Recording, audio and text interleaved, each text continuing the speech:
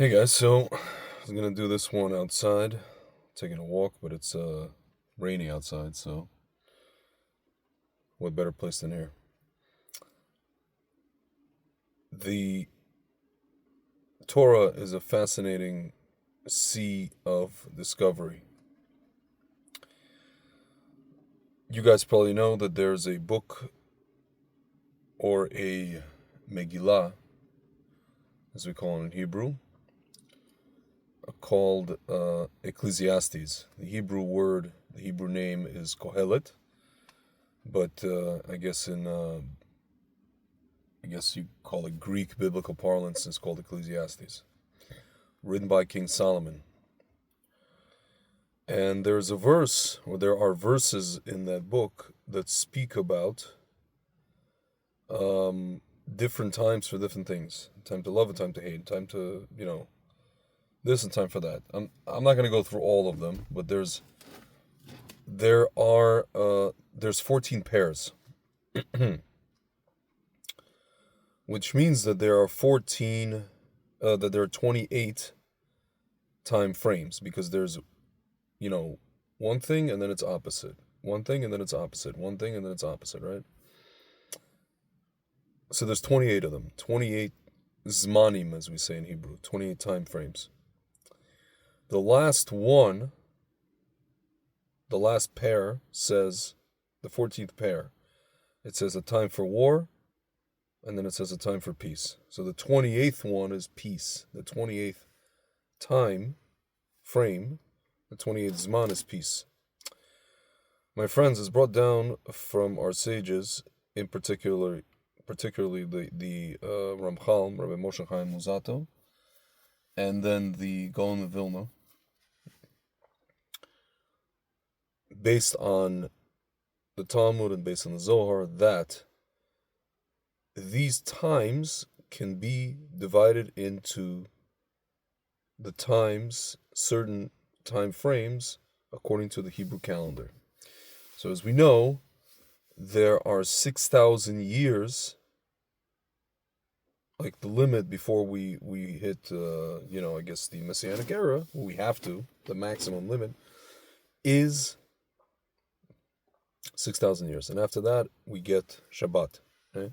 That's a whole other lesson in itself, which I'm not going to get into. But rest assured, we get Shabbat. We for sure have to have the Messianic era by then, if not earlier, right? God willing. So, guys, the idea is that if you take 6,000, you divide it into 28 parts, into 28 times, or zmanim. The last zman, the last one that calls for peace, right, begins, it's roughly 214 years and change, right? So the last one begins in 5785 and 3/4 of the year, right? So, my friends, 5785, we are in the year 5785. The year 5785 began in October of 2024. If you basically add another, essentially 9 months, you're going to come to right around the time that we are in now, the middle of June. Some people have made a calculation, and they've basically said the exact calculation is right around now, June 17th, June 18th. So, my friends, I don't know if you've been watching. There's an entity called the Iranian regime, which has participated or facilitated or basically caused a lot of war, not over the last 200-something years, but over the last 45 years, which is a good chunk of the last 200-something years. It's really the tail end. If you want to extend it to, the Islamic world, you're talking about the last 100 years, right? I mean, they've done a lot in the Middle Ages and throughout history, but let's just say safely the last 45 years. So, my friends, we're kind of coming up on the end, this is according to our sages, on the end of a time for war, and we're coming up on the beginning of a time for peace. In a new era, in literally, it could be a golden age. And it's crazy, guys. I mean, right as we speak, President Trump is sitting deliberating. Should, America bomb the Fordo nuclear reactor themselves? Should they give Israel the bunker busters to do it?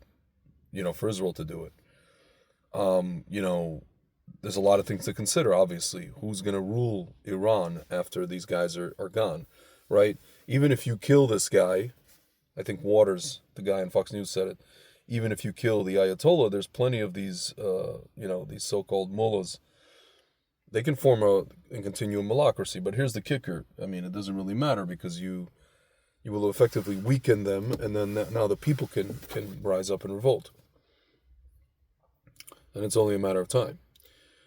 Either way you slice it, guys. Either way the cat gets skinned. Not that I'm against cats. I love cats. I have a cat. But either way you skin the cat, as it were,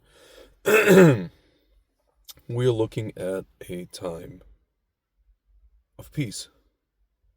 Again, according to our Torah, according to our sources. Again, folks, I don't have the exact day. The calculation is approximate. But we're if you just do the simple math of it, we're right around that time. Some people said it was supposed to be June 15th. Some people said June 17th, which is basically now. It means June 16th in New York and June 17th in Israel, right? So everything kind of centers around Israel. It has to, it must, right? So, my friends, we're there. Now the question is, are we ready for it? Are we ready for peace, for real peace? Peace through strength, peace through decimating evil, through defeating evil. Are we ready for these things? We've gotten used to living in a world where we've just accepted the fact that there are evil people, as George W. Bush liked to say, evildoers.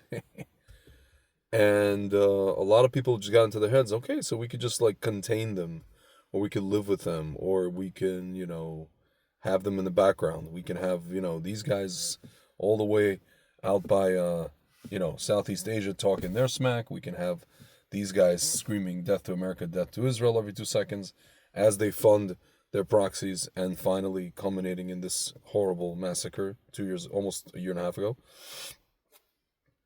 Actually, almost 2 years ago now. But, the world has gotten used to it. The world, it's like I'm talking about myself right now. You get used to living in a certain maybe mindset or certain state of being. You wouldn't even know, goodness or you wouldn't even know bracha if it landed on your head. Right? It's been so long. You wouldn't know love if it landed on your head. It's been so long. Or maybe you whatever. Maybe you blocked it out because something had happened, right? Folks, the world hasn't known peace and real love in a long time. There are people who went out to protest this past Saturday, and they've been protesting for a few years. They think that they have the key. They think that they have the key to peace and the key to love, which is, pacifism, the absence of hostility,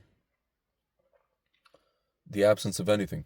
My friends, it's kind of like a person who, was in relationships, got hurt, something happened, right? Got hurt, went through some pain, and says, they say to themselves, the juice is not worth the squeeze. It's not worth the potential conflict, the potential, friction, the potential, communicating with the other person, maybe resolving something. They would rather just stay away. Folks, we have people today, it doesn't matter if they're left wing or right wing, saying, this is not our war, we have to stay away. And the entity that's evil is saying, but death to you. They're saying, Maba America, Maba Israel. But they're saying death to America. They're saying that. And these people are saying, this is not my war. Even if there were no Israel, they would say death to America. They're saying it. They took American hostages, not Israeli hostages. They took American hostages for 444 days. American ones. Who were there, diplomacy and all this kind of stuff. Folks, they're telling you to your face. There's a big jet flying around America, middle America right now, scanning for a dirty bomb. Why? Because we probably have Iranian or Hezbollah sleeper cells in this country. Folks, it's not your war? Yeah, I hate to, veer off on this, but you're out of your mind. Folks, the point is, these people wouldn't know real peace if it hit them on the head. Again, they think that peace is just staying out of something. And you're going to have peace. They're coming to you. So in order to achieve peace, folks, sometimes you have to fight. Yeah, you have to fight. Either fight or at least deter. Give the enemy the impression that you can decimate them, if not actually go and decimate them. And that is going to lead to peace. In Hebrew, the word shalom is related to the word shalem. Shalem means completion. Shlemut, completion. Shalem, complete. You complete the circle. You complete, the process. It doesn't mean absence of hostilities. It just means it means completion. Folks, we have to complete the mission here.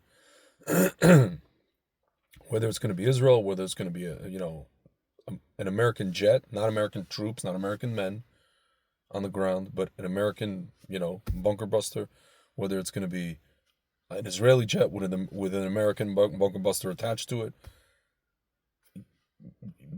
Pick however you want to do this, But either way, my friends, it's the time for peace. It's actually not a time for war. It's a time for peace. The time for war is finished. There has to be completion it has to be shlemut, and then you get peace. And only after that you get peace. And now you could say, well, look what Reagan did. He didn't fire a shot. You can do it this way. You can do it this way against, what's called a rational actor. When there's something called mutually assured destruction, when the other side is afraid of mutually assured destruction, they're afraid of the retaliation. Folks, we're talking about an entity. This is not a rational actor. The people who believe in the Mahdi, and in order to bring the Mahdi, the 12th Imam, you have to bomb the people who are, whose very existence flies in the face of the existence of the Mahdi. Who are those people? The Jewish people. Folks, this is not a rational actor, meaning there is no mutual assured destruction, meaning you have to stop them in their tracks. North Korea, rational actor. They want to exist. Iran, irrational actor. Pretending to be rational, not rational. My friends, the era of war is over. It's going to be completed. And the era of peace will start. Zrat Hashem. Today. Akshav. All right, guys. Talk to you soon.